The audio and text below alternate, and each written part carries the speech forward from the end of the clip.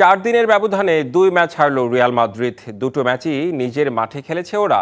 শেষ 8 ম্যাচে গ্যালাক্টিকোদের জয় মাত্র 2টি। 1 মাসের ব্যবধানে ফর্ম হারিয়ে খুঁজছে জাভি আলোনসোর দল। ব্যর্থতার জন্য কোচের দায় দিচ্ছে অনেকে, কিন্তু মাঠের পর্যবেক্ষণ বলছে ভিন্ন কথা। আক্রমণ ভাগের খেলোয়াড়রা ভাবছেন না ডিফেন্স নিয়ে, আর খেলোয়াড়দের স্বতন্ত্র প্লেইং স্টাইলও ডোবাচ্ছে রিয়াল মাদ্রিদকে।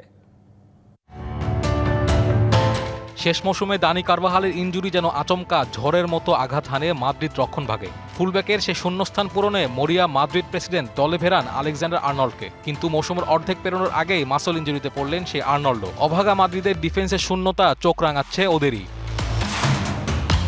ভুগতে থাকা মাদ্রিদের জন্য মূল সমস্যার অন্যতম আক্রমণ ভাগের খেলোয়াড়দের নিচে নেমে না খেলা। মডার্ন ফুটবলে 11 জন খেলোয়াড়কে সব পজিশনেই হতে হয় বেশ পারদর্শী।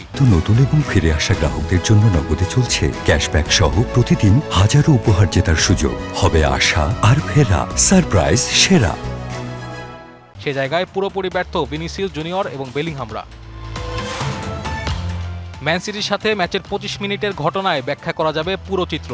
বল লাইনের কিছুটা সামনে থাকা ভিনিসিয়াসের পেছনেই ছিলেন সিটির আনমার্ক প্লেয়ার। ভিনি কিছুটা সরে প্লেয়ারটিকে মার্ক করলেই বল পেছাতে বাধ্য হতো সিটিজেনরা, যা রিয়ালকে খেলায় এনে দিত আরও বেশি কন্ট্রোল। কিন্তু ভিনি সামনে থাকায় শোয়ামিনিকে এগিয়ে আসতে হয়, যা ফোরেনকে অ্যাটাকের জন্য জায়গা ফাঁকা করে দেয়।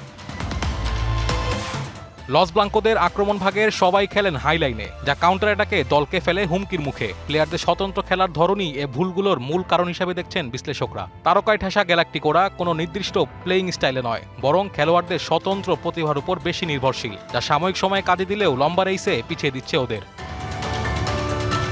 সাবি আলোনসোর নেতৃত্বে এসে আনতে চেয়েছিলেন পরিবর্তন, আর এই পরিবর্তনের সময়টা তিনি পাবেন কিনা সন্দেহ।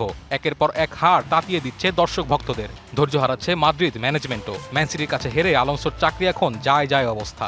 সিজনের মাঝপথে সবকিছু এলোমেলো তখন আলোনসোকে সরিয়ে দেওয়ার সিদ্ধান্ত কতটা যৌক্তিক হবে সেটাও বড় প্রশ্ন বটে। Naim Hamid, DBC news.